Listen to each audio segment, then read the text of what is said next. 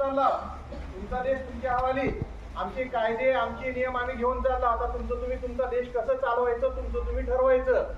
यावेळेस आपल्या भारतातल्या तज्ञ लोकांनी 349 लोक मुंबईमध्ये एकत्रित आले आणि त्यांनी घटना परिषद भरविली आणि त्या घटना परिषदेमध्ये आपल्या भारताचं राज्यकारभार कसं चालवायचं, आपल्या देशाचं प्रशासन कसं चालवायचं, देश कसं चालवायचं या संबंधी या घटना परिषदेमध्ये निर्णय घेण्यात आला आणि समित्या तयार करण्यात आले। त्यामध्ये सगळ्यात महत्त्वाची समिती होती मसुदा समिती आणि मसुदा समितीचे अध्यक्ष डॉक्टर बाबासाहेब आंबेडकर यांना निवडण्यात आले, त्यांचे अध्यक्ष म्हणून नेमणूक करण्यात आली। घटना परिषदेचे अध्यक्ष होते डॉक्टर राजेंद्र प्रसाद, जे की भारताचे पहिले राष्ट्रपती होते। ही घटना परिषद मुंबईमध्ये भरली होती आणि ती अत्यंत महत्त्वाची होती, कारण भारताचं भविष्य हे 1947 मध्ये ज्यावेळेस स्वतंत्र झालं त्यावेळेस आपल्या भारताला पुढे कसं घेऊन जायचं त्या घटना परिषदेमध्ये ठरण्यात आलं।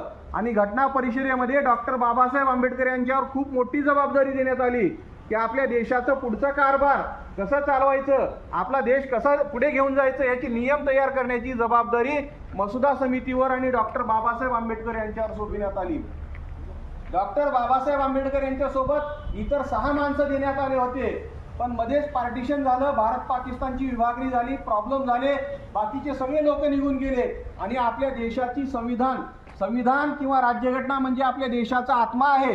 त्यामध्ये आहे काय की राष्ट्रपतींनी कसं काम करावं, पंतप्रधानांनी कसं काम करावं, मुख्यमंत्र्यांनी कसं काम करावं, कोर्टानं कसं काम करावं, दिवणीच्या कोर्टापासून दिल्लीच्या कोर्टापर्यंतची सगळी माहिती त्या संविधानामध्ये आहे।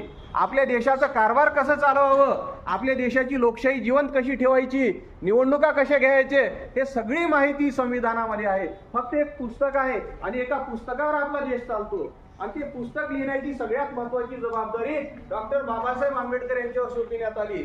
आणि डॉक्टर बाबासाहेब आंबेडकर यांनी त्यांच्या सोबतीला माणसं दिले होते, पण ते आता मी म्हणल्यासारखं माणसं जिकडे तिकडे निघून गेले आणि सर्वस्वी जबाबदारी डॉक्टर बाबासाहेब आंबेडकर आली।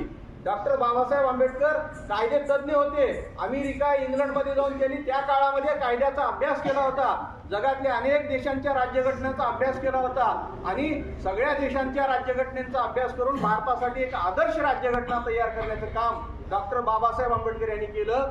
आणि ही राज्यघटना तयार करण्याचं एकदम मोठं काम जे सुरू केलं, त्या कामाला 2 वर्ष 11 महिने आणि 18 दिवस एवढा कालावधी लागला।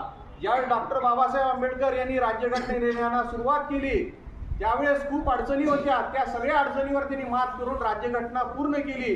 राज्यघटना लिहून पूर्ण झालेला दिवस होता तो दिवस होता 26 नोव्हेंबर 19